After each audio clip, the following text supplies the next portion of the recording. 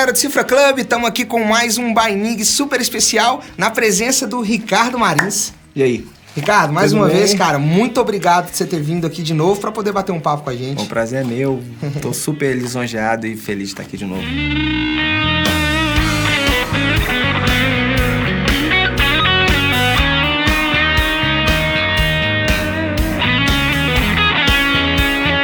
Ó, galera, vocês já conhecem o trabalho do Ricardo, ele já esteve aqui uma outra vez.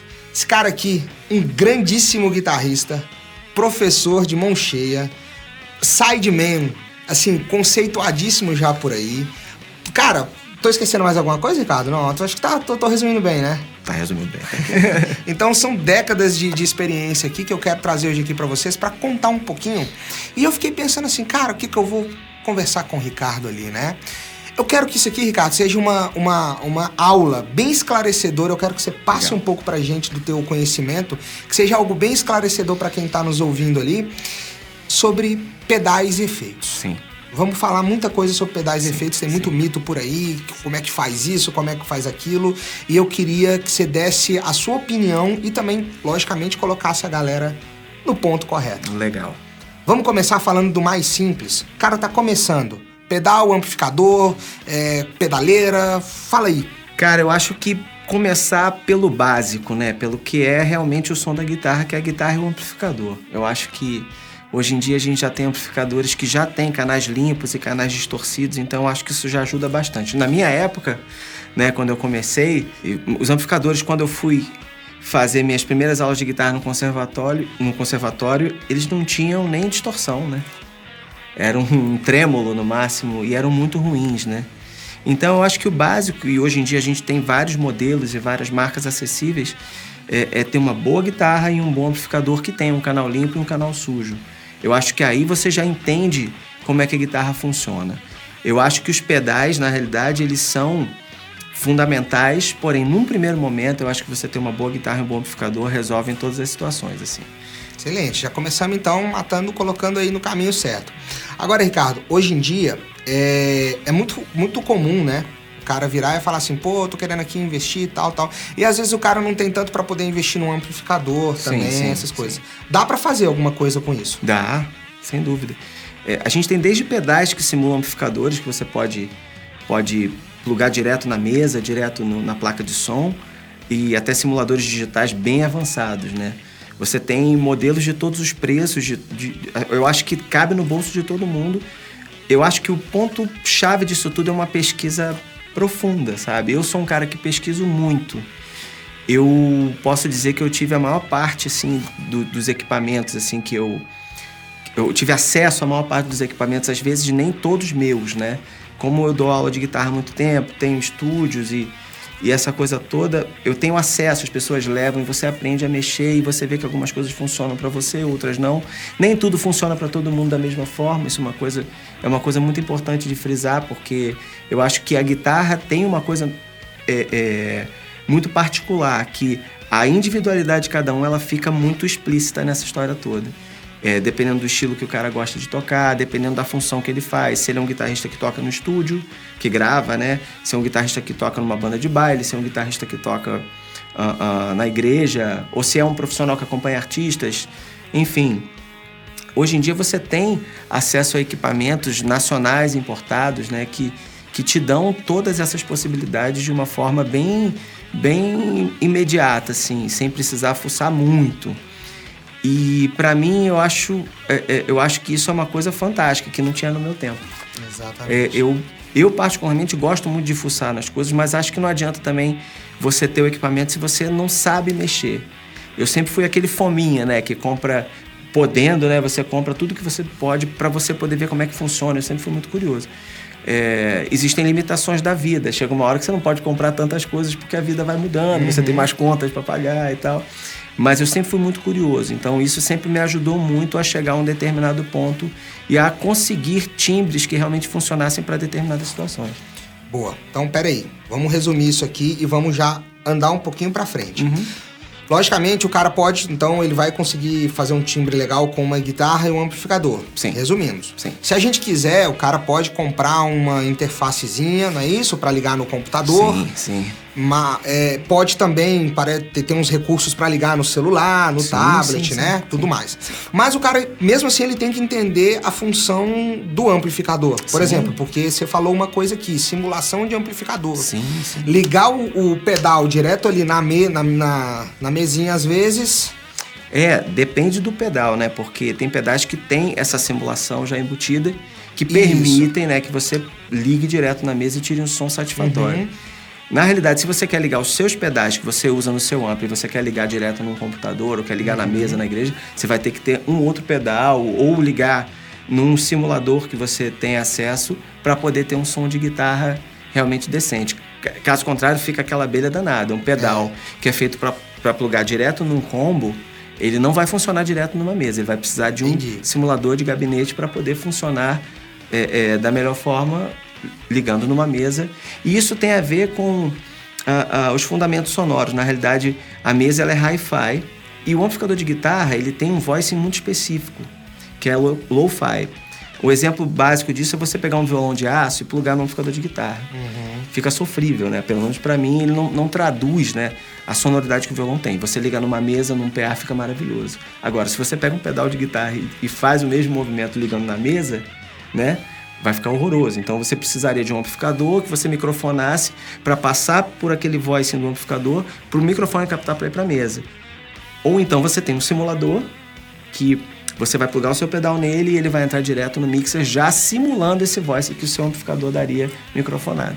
Então, esse é o grande segredo. Mais uma dica também. Você não pode sair ligando qualquer coisa em qualquer lugar por aí que tá certo. Não funciona. Tem que ter um pouquinho de curiosidade, assim, para saber como é que as coisas funcionam. E a lógica, ela é muito lógica, né? A gente está falando de ligar uma guitarra nos pedais do amplificador. E você vai microfonar e vai mandar para a mesa, para o PA e tal. Se você quer fazer a mesma coisa, mas não tem um amplificador, você tem que ter um simulador de amplificador. Se você vai ligar no computador, onde você tem um multitrack que já tem um plugin com simulação de amplificador, também vai funcionar. Também fica legal. Você só tem que ver se, na realidade, você se agrada daquela sonoridade. E se ela funciona para a sua finalidade principal, né? Seja tocar, como eu disse, na igreja, no estúdio, ou no show da banda de baile, ou com um artista que se acompanha. E isso tem uma vantagem muito grande, porque eu não gosto de ser chato, né? Principalmente com os técnicos. Eu quero que meu trabalho seja bem quisto, né? Por todos. Então, hoje em dia, a tendência é não ter amplificadores no palco. Apesar de eu preferir, obviamente, ter os amplificadores no palco e microfonar, tem que ser um amplificador que eu gosto, que funcione da forma que eu quero, e às vezes você não tem acesso a isso. Então, muitas das vezes é muito melhor você ter um bom simulador que você conheça e que você se apurrinhe menos na hora de mandar esse sinal pro técnico, do que você ter que usar, por exemplo, um amplificador valvulado num volume onde o som dele não acontece. É melhor usar um simulador que está simulando aquele amplificador já naquele volume. Então, eu acho que cabe a cada um saber para onde isso realmente leva da melhor forma para a sua situação, né?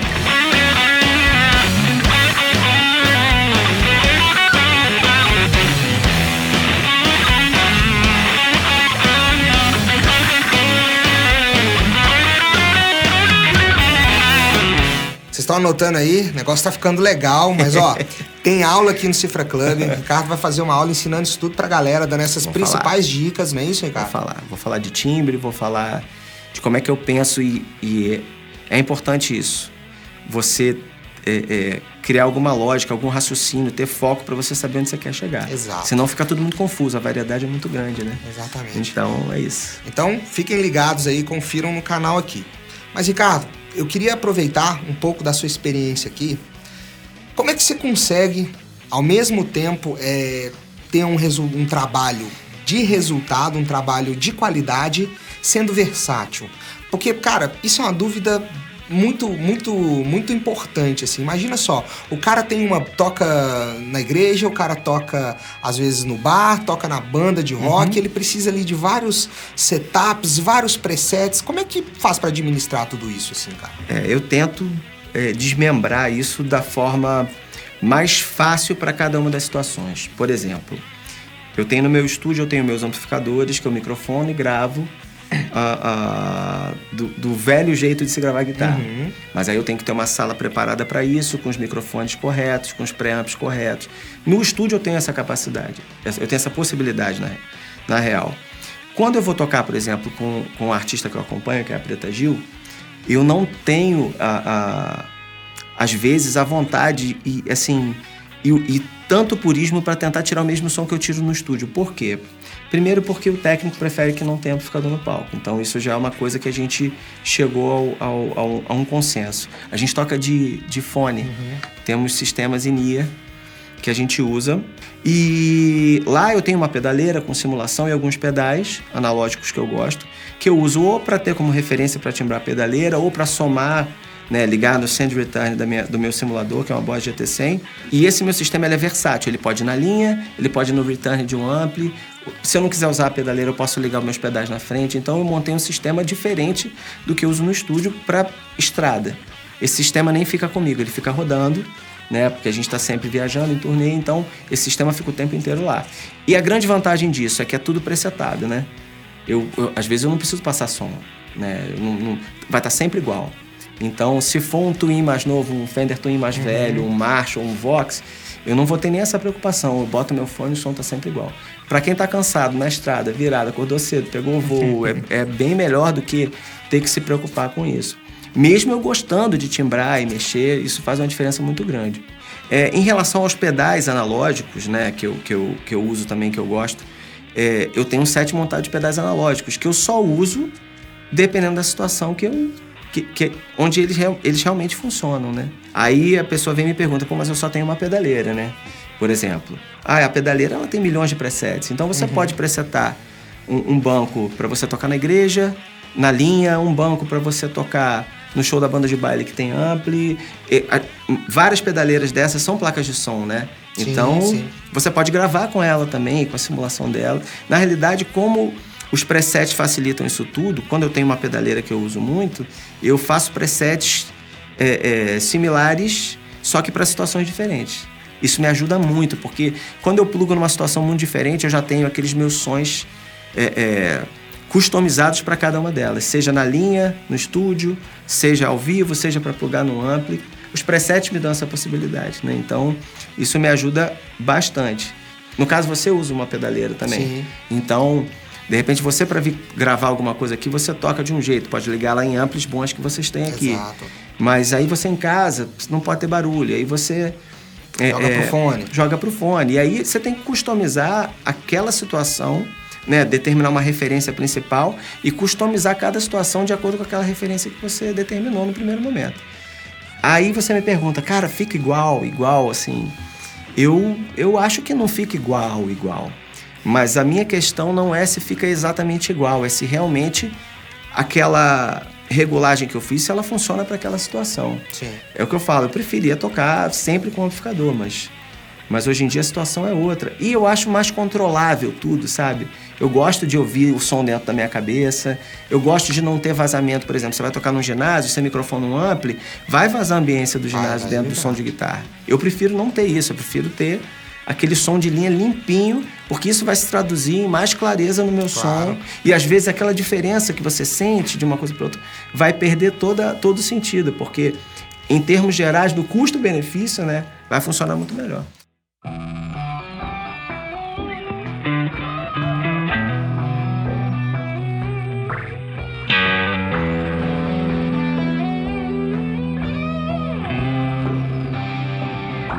Cara, bom que você resumiu tudo aí. Eu tô procurando também fazer algumas conclusões disso pra, né, passar pra galera pra gente poder ir andando. No caso, então, vamos falar que não tem fórmula mágica. Não tem um jeito que funciona pra você em todas as situações. E, cara, você que tem um ouvido apuradíssimo de produtor, vem cá. Até mesmo se você botar um amplificador ali pra poder gravar no final daquela sala, modificar ele de posição, o tamanho da sala, tudo isso muda, cara. Tudo isso muda o som. Tudo isso muda. E isso foi uma coisa que os simuladores, eles estão conseguindo agora copiar mais essas nuances, esses defeitos, entre aspas, né? Essas características de sala e tudo mais. Então os sons estão ficando mais realistas. E fica daquele jeito que você gravou, né? A gente está aqui na sala, se a gente microfonar o ampli ali atrás, ele vai ter um som. Se a gente trocar ele de lugar, ele vai ter outro, né? Se você inclinar ele, vai ter outro. Principalmente em relação a você. Se você tá aqui e o amplificador tá no chão, o som dele vai passar na sua perna. Ou seja, quem tá lá na frente vai ouvir o alto-falante de frente, vai estar super agudo. Você vai estar achando que tá um som super maneiro lá na frente. Grave, né? Também, que você tá em cima. Exatamente. E aí toda essa coisa de posicionamento em relação a você, em relação ao ambiente, quando você não microfona um amplo, num bar pequeno, por exemplo, você tem que considerar tudo isso.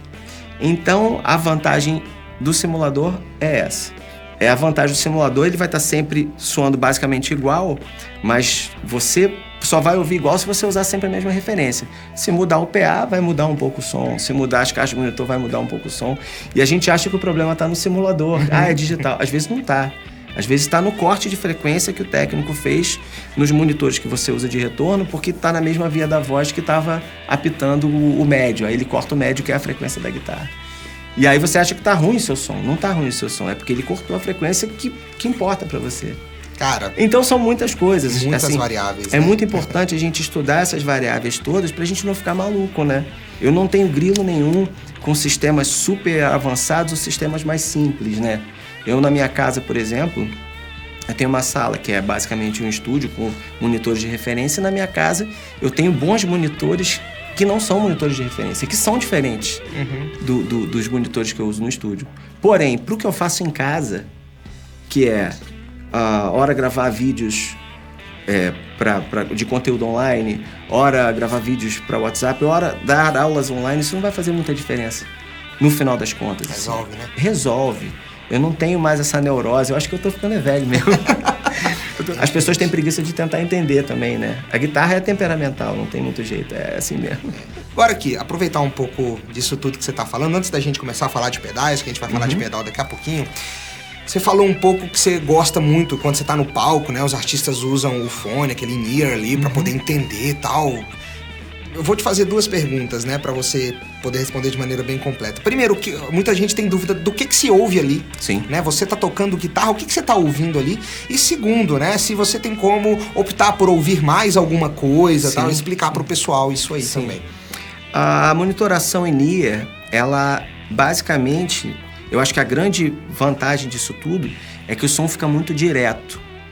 Se você bota o som no monitor na sua frente, o som demora a chegar em você, né? Então, sempre me incomodou um pouco dessa demora, né, do som, de sair da caixa para chegar em mim. E a mesma coisa do amplificador sair de lá até chegar no meu ouvido se eu estou ouvindo no ambiente. O in-ear, ele é imediato. Você toca, ele já está aqui. E isso é uma coisa que melhora muito a minha performance, assim, de uma forma mais geral, assim, para começar. A segunda coisa que eu acho importante é que não é qualquer fone que funciona. Você tem que ter um fone que tenha grave, médio, agudo. E são fones caros aqui no Brasil. Sim.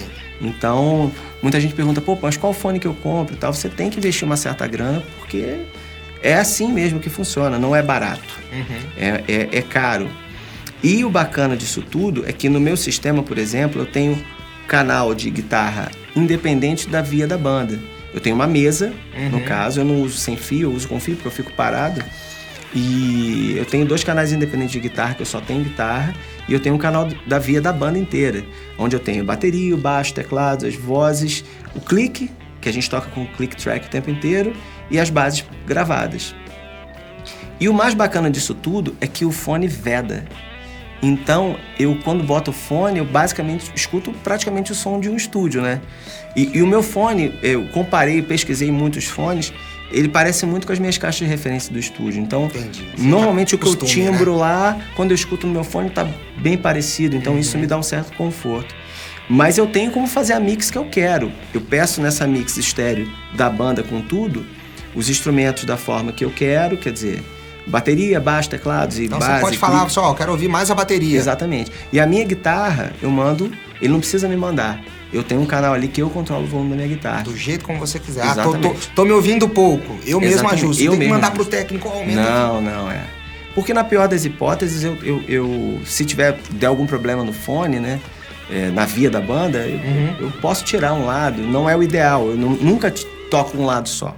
Eu tô sempre tocando com os dois, porque eu quero sentir aquela sensação do estúdio mesmo. Muita gente reclama e não gosta. Fala, não, mas eu sinto falta da ambiência. Cara, eu não sinto falta nenhuma. Mas eu tenho total controle. O técnico, que é o técnico do monitor, ele me manda exatamente o que eu quero. Bumbo, caixa, hi-hat e tal. Do lado que eu quero, inclusive, isso é uma vantagem. O hi-hat eu escuto de um lado. E aí, assim, os overs eu escuto abertos. Então parece que eu tô ouvindo uma mix de estúdio mesmo, é muito bom. Do jeito como você gosta, o melhor de tudo. Exatamente, igual ao estúdio, assim, é bem pronto. Mas isso já é uma situação bem profissional. Quando eu vou fazer o meu show, por exemplo, quando eu quero tocar o meu som de guitarra, às vezes você não tem a infra de fone. E aí você tem que ajustar e tentar mixar a banda no ambiente junto com o PA, ou num workshop, por exemplo. Que você não tem, não é um lugar de show, né? Você simplesmente pega e tenta fazer com que o PA compense aquilo que você já tem ali do amplificador, enfim. É uma busca incessante pelo melhor som, assim, mas... e saber um pouco dessa ciência do som é muito importante, sabe? Com certeza. Eu sinto que o pessoal dá muita cabeçada porque não entende como é que a coisa do som funciona. Tudo é uma mixagem, né? Por isso que eu gosto tanto do fone, que eu tenho uma mix quase de estúdio. Mas quando eu tô num ambiente que eu tenho uma bateria ali, um baixo aqui, eu também tento mixar o som dentro do ambiente para que todo mundo se escute. Exatamente. E tem isso também. Muitos guitarristas gostam de se ouvir mais do que a banda. Tem isso também. E eu gosto de ouvir a banda inteira. Eu preciso da banda para tocar. Eu não toco sozinho. Tem que estar completa, né? Exatamente. Eu também concordo. Vamos falar agora dos pedais um pouco. Ó, você tá... Pra quem não acompanha o Ricardo nas redes sociais, no YouTube, sigam também. O Ricardo tá lançando conteúdo. Cara, um trabalho maravilhoso que você foi fazer esse ano, né? Conta pra galera. Lá em Los Angeles eu fui gravar na fábrica da Bogner, que é a marca de amplificadores lá dos Estados Unidos que me patrocina. E com a coprodução do Prashant Swanee, que é um guitarrista americano que trabalha também com a Bogner. E, na realidade, eu fui para gravar as guitarras. Era um disco de melodias, né? Um disco das minhas músicas. Então, eu peguei as bases todas, gravei aqui com a produção que eu queria. E fui para lá especialmente para gravar o som de guitarra que eu achava que seria o melhor som de guitarra para as minhas canções. Então, lá eu usei basicamente a distorção do ampli com um boost de pedais que eu adoro, que são os pedais da Nig, da Deep Trip e da Boss. Naturalmente, o ampli estava microfonado. E tem uma coisa curiosa, porque tem uma caixa, que é a caixa que está em cena, que ela só está de apoio para o ampli. Em estúdio, a gente coloca a caixa em outra sala e microfona, porque senão... ali eu não queria tocar de fone, eu queria ouvir os monitores, né? Um menino até botou no YouTube, mas a caixa não está microfonada, isso está em linha, né? Você usou plugin, não faria sentido, né? Eu ir para a fábrica da Bogner, ter os melhores amplificadores do mundo todos à minha disposição e tocar de plugin, né? Mas a caixa estava numa outra sala, com 2 microfones, um SM57 da Shure e um Ribbon ligado, os dois ligados num pré-API. E esse é o som de guitarra que sai. E a experiência é incrível, né? Porque a Bogner é tipo a Ferrari dos amplificadores, assim. É uma coisa incrível, assim. Os harmônicos, realmente, você tocar com um amplificador desses incrível é uma diferença brutal, assim.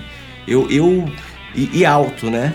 Lá eu podia botar os amplificadores num volume onde realmente eles funcionavam da melhor forma. Então, o som do amplificador, o som que vocês estão ouvindo nos vídeos que eu estou lançando todo mês, né, da Califórnia, que se chama LA Sessions, vocês podem procurar no YouTube, é realmente 2 microfones em 2 prés API e sendo gravados. Ali é um som de ampli de verdade com válvula fritando. Torando, né? Torando. E me conta uma coisa aqui. Por que da escolha dos pedais que você tem à disposição e por que você usa esses pedais? Sim. Bom, eu sou viciado em pedais, eu acho que desde sempre, né? Eu acho que todos nós somos, né? E eu tenho, graças a Deus, o privilégio de ser parceiro de grandes marcas, assim, de pedais que eu amo, assim, que eu tenho um orgulho incrível de fazer parte ou da confecção ou então de realmente ter visto aqueles pedais enquanto eu era um guitarrista aspirante e hoje poder demonstrá-los e achar novas formas de utilizar esses pedais. Assim, é muito bom você ter essa quantidade, essa variedade sonora, né, à sua disposição. Eu uso tudo muito de acordo com a música e com o que eu preciso. Na realidade, não existe nenhuma obrigação com nenhuma das marcas de eu usar os pedais especificamente porque eu sou parceiro. Legal. Se eu uso aquele pedal é porque ele mereceu estar ali mesmo, sabe? Não é uma coisa... porque você ganha, porque a marca te patrocina, não é isso. São marcas que eu acredito mesmo e gosto dos produtos, e não necessariamente todos os pedais têm que funcionar para tudo. Né? Isso é uma coisa que as pessoas acham que vão comprar um pedal com uma especificação e que ele tem que fazer todos os sons. Eu uso pedais específicos para utilizações específicas. Quando ele não funciona, seja com um determinado modelo de ampli, seja com um determinado tipo de situação, eu troco, eu uso outro. Né? O que eu preciso é resolver a minha situação profissional musical na hora. Então, a NIG, por exemplo, é uma marca que eu acompanho os pedais desde o começo e tive o prazer de ajudar a desenvolver alguns. Né? E é incrível, é um estudo que me fascina, assim, você sacar componentes eletrônicos e transformar aquilo numa coisa muito subjetiva, quase abstrata, né? Que está na tua cabeça, que você está procurando e que de repente você... Cara, achei. Nossa, aquele som que eu tava procurando, eu achei. Eu falei, sabe, cheguei a ficar arrepiado. Falei, mas realmente é incrível, assim, eu poder pegar um pedal e usar para gravar um determinado tipo de som e pegar um outro e gravar um som completamente diferente. Mas mais do que isso, poder ajudar essas marcas que eu amo tanto a descobrir melhores sonoridades e fazer com que eles façam parte da minha história musical é muito bacana, assim. Eu tenho muitos pedais, assim, né?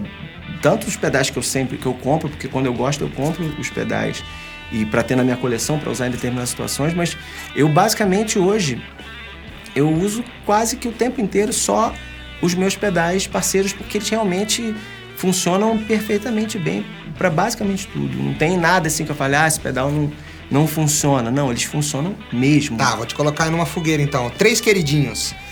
3 queridinhos? Ih, rapaz, eu tenho muitos. Bom, eu amo muito os pedais Marshall, que tem a característica Marshall, né? Talvez pelas minhas influências, né?